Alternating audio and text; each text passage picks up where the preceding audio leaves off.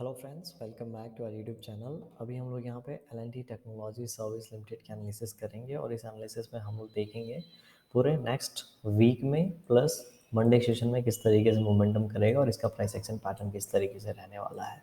सबसे पहले हम लोग यहाँ पे मंथली टाइम फ्रेम पे आ जाते हैं, क्योंकि लास्ट पूरा मंथ हमारा ख़त्म हो चुका है और पूरे मंथ में किस तरीके से इसने यहाँ पे मोमेंटम किया उसको भी हम लोग यहाँ पे एनालाइज कर सकते हैं। कहीं ना कहीं देखेंगे ये पहले वाले जो लेवल थे एक सपोर्ट का काम कर रहे थे, तो जब यहाँ पे मार्केट फर्स्ट टाइम जाएगा तो ये लेवल एक रेजिस्टेंस का काम करेगा। ये हमारे लिए क्लियर पॉइंट था, ठीक है। टेक्निकली ये हमारे लिए एक रेजिस्टेंस का काम करेगा और कर भी रहा है। तो 4400 का टारगेट हमारे पास बहुत पहले से था, जो कि शेयर ने अचीव किया है। सेकेंड पॉइंट देखेंगे, ये इतना नीचे आ गया, मतलब यहाँ पे ये जो ब्रेकआउट लेवल था इनको ब्रेक करने के बाद ये क्लोजिंग जो है इसके अंदर फिर से हम लोग को दे दिया है। एक्चुअल में होना क्या चाहिए था कि ये जब ऊपर से आ रहा है तो इसको इसके अंदर क्लोजिंग नहीं देना चाहिए था, फर्स्ट पॉइंट।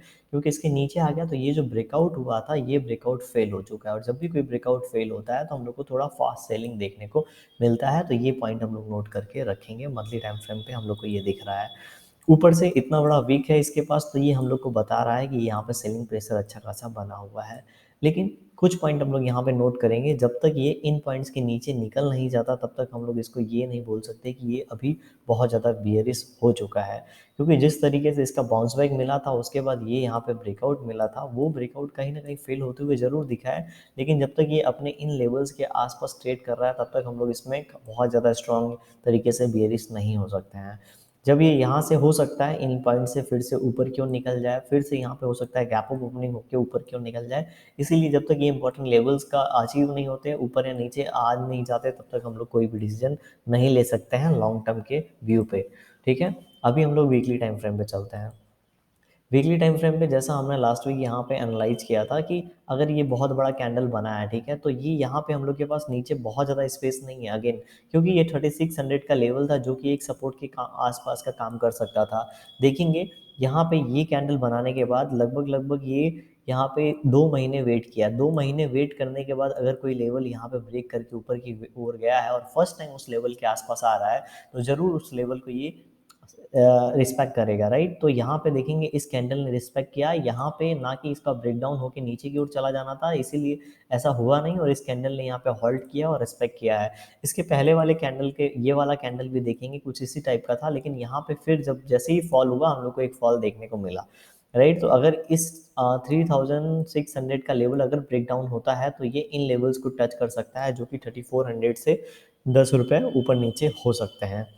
तो यहाँ से 3600 का अगर ब्रेकडाउन होता है तो 3400 के लेवल के लिए, यहाँ 3400 से लेके मैं बोलूँगा 3430 के लेवल के लिए, इतने लेवल के लिए हम लोग को यहाँ पे रेडी रहना चाहिए। ये लेवल नीचे की ओर अचीव हो सकता है अगर ये 3600 का लेवल यहाँ पे ब्रेकडाउन करता है तो, राइट। अभी हम ऊपर की बात करेंगे। अभी देखिए जब भी इस तरह का कोई भी केस होता है, यहाँ पे इतना मार्केट ऊपर गया, फॉल हुआ, अप्रॉक्स 50% फॉल हुआ होगा, राइट। फिर यहाँ से इन लेवल्स को ये ब्रेक करता हुआ फिर से ऊपर गया, और इस बार अगर फॉल हुआ है तो इस पर मोर देन यहाँ पे 70% फॉल हो गया है।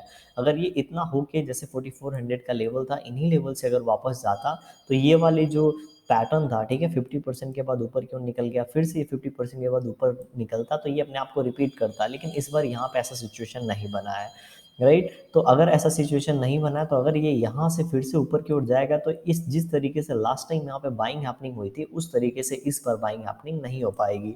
क्योंकि फिर मोर देन 70% अगर ये नीचे की ओर आ जाता है तो जो ऊपर के लेवल्स हैं काफ़ी स्ट्रॉन्ग रेजिस्टेंस की तरह एक्ट करने लगते हैं। तो काफ़ी स्ट्रॉन्ग रेजिस्टेंस हो गया तो इसको ऊपर जाने में प्रॉब्लम होगी, तो यहाँ पे ये स्टेप बना के ही ऊपर जा पाएगा। स्टेप बनाने के बाद जब तक ये यहाँ से 50% का ये जो गिरा है, ठीक है, ये जो फॉल हुआ है, अगर इसका जब तक ये 50% से ज़्यादा ब्रेकआउट ऊपर की ओर नहीं दे देता तब तक हम लोग को फास्ट मोमेंटम मिलने की प्रॉबिलिटी कम होगी, ठीक है, और ये फास्ट मोमेंटम कर नहीं पाएगा। लेकिन जब ये 4000 4100 के आसपास, मतलब 4100 का लेवल जब यहाँ से फिर से ऊपर की ओर निकालेगा तो एक हम लोग को फास्ट मोमेंटम देखने को मिलेगा, ठीक है, हम लोग को एक फास्ट मोमेंटम देखने को मिलेगा, और ये फिर 4400 के लेवल के ऊपर, मतलब ये वाला जो लास्ट टाइम का जो लेवल था ये एक बार ऑलरेडी हिट कर चुका है, फिर से यहाँ से जाएगा और रुक के इसको ब्रेक करके फिर से ऊपर की ओर जाएगा, और इस बार 5000 वाला जो लेवल है ये हमारे लिए मेन टारगेट होना चाहिए, ठीक है। 5000 का लेवल हमारे लिए मेन टारगेट होना चाहिए। तो अगर मान लेते हैं ये कैंडल, ये जो कैंडल है इंपॉर्टेंट कैंडल अभी रोल प्ले करेगा, क्योंकि छोटा कैंडल है, पूरा वीक मार्केट यहाँ पे वेट किया है, कोई भी डिसीजन मार्केट ने नहीं लिया है ऊपर की ओर नीचे की ओर। तो ये जो कैंडल का हाई और लो है ये इंपॉर्टेंट है। अगर ये ऊपर की ओर ब्रेकआउट देगा तो हम लोग 4000 का लेवल, उसके बाद 4200 का लेवल का ऊपर की ओर टारगेट की तरह इन वेट करेंगे। लेकिन एक बात याद रखेंगे, अगर 4000 के लेवल के आसपास कोई भी हैमर टाइप कैंडल या सेलिंग प्रेशर मिलता है तो ये फिर से इसी रेंज में आ जाएगा। और इसका ब्रेकडाउन होता है तो हम लोग 3440 3450 के लेवल के लिए रेडी रहेंगे, राइट। तो ये यहाँ पे वीकली टाइम फ्रेम का प्राइस एक्शन देख के और कैंडलस्टिक पैटर्न देख के हम लोग को पता चलता है।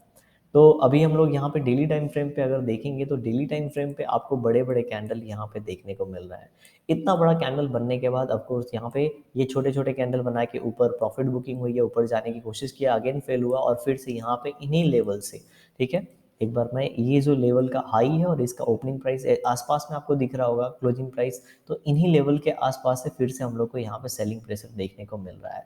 तो यहाँ पे 1 आवर टाइम फ्रेम पे देखेंगे तो यहाँ पे इस तरीके का ट्रेंड लाइन बन चुका होगा और एक छोटा सा चैनल पैटर्न बन चुका होगा। तो अगर इस चैनल पैटर्न का इस तरीके से ब्रेकआउट हो जाता है ऊपर की ओर तो लगभग लगभग ये इन कैंडल्स का, ठीक है, लगभग लगभग ये 3850 के आसपास जा सकता है इन लेवल से, और इन लेवल को रिटेस्ट करने के बाद फिर ये डिसाइड करेगा किस ओर इसको मोमेंटम करना है।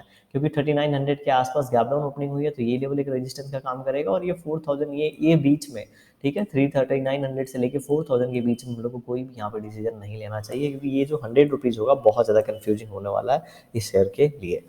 अगर नीचे की ओर जैसा कि हमने बात किया आज, ठीक है, अगर ये नीचे की ओर ये कैंडल का ब्रेक कर देता है तो हम लोग को 3600 जैसे ही लेवल ब्रेक डाउन होगा हमारा 3400 वाला लेवल यहाँ पे एक्टिवेट हो जाएगा, और ये रेंज जो है, ठीक है, ये जो रेंज है ये रेंज एक सपोर्ट का काम करेगा, और उसके बाद हम लोग डिसाइड करेंगे, ये शेयर डिसाइड करेगा किस ओर इसको निकलना है। तो इस तरीके से मोमेंटम हो सकता है। मंडे सेशन की अगर बात करेंगे तो थोड़ा सा चॉपी लग रहा है, क्योंकि ऊपर से सेलिंग प्रेशर अभी भी दिख रहा है ना, ठीक है, लेकिन बहुत ज़्यादा कहीं भी सेलिंग नहीं हो पा रही है और बाइंग भी कहीं भी नहीं हो पा रही है। तो अगर ये अपना फ्लैट ओपनिंग के बाद लो ब्रेक करे तो ठीक है, लो ब्रेक करने के बाद इस कैंडल का अगर यहाँ पे क्लोजिंग ब्रेक करता है तो हम लोग को एक फॉल देखने को मिलेगा। कितना फॉल देखने को मिलेगा इसके लिए अभी हम लोग को 15 मिनट टाइम फ्रेम पे जाना पड़ेगा। 15 मिनट टाइम फ्रेम पे हम क्या देख रहे हैं, 15 मिनट टाइम फ्रेम पे देख रहे हैं एक अच्छा खासा यहाँ पे पुल बैक मिला है, गैप अप ओपनिंग के बाद ये ऊपर की ओर सस्टेन नहीं कर पाया और नीचे की ओर एक बड़ा कैंडल बना के लास्ट लास्ट में नीचे की ओर क्लोजिंग दे दिया, और इन्हीं पॉइंट्स के आसपास ये जो इसके हाई, मतलब ये जो इसका रेजिस्टेंस था अभी एक सपोर्ट की तरह यहाँ पे काम करता हुआ नजर आ रहा है। तो इसका अगर ब्रेक डाउन होता है, ठीक है, तो लगभग लगभग ये टारगेट हम लोग को 3650 का टारगेट हम लोग को यहाँ पे अचीव होता हुआ दिखेगा। क्योंकि ये बहुत ऊपर से नीचे आ रहा है तो इन लेवल्स को ब्रेक करके नीचे नहीं जा पाएगा और इन्हीं लेवल्स के आके आसपास यहाँ पे हैंग करने लगेगा और ये यहाँ पे टाइम स्पेंड करेगा।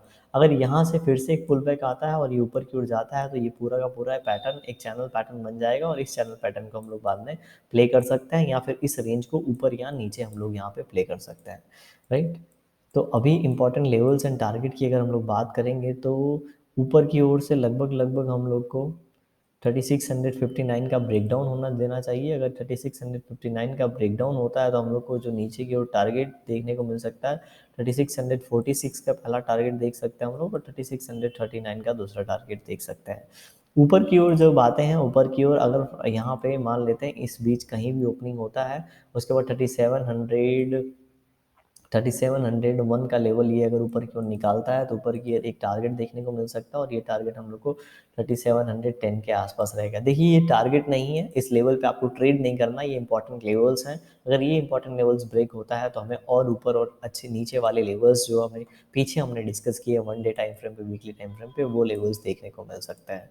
तो मंडे सेशन में इस तरीके से अगर ये लेवल ब्रेक करता है तो इन्हीं लेवल से इसको सपोर्ट रेजिस्टेंस मिलेगा, ये यहाँ पे, ठीक है, इसका मतलब हुआ 3700, दूसरा टारगेट हमारा 3718 के आसपास का देखने को मिल सकता है।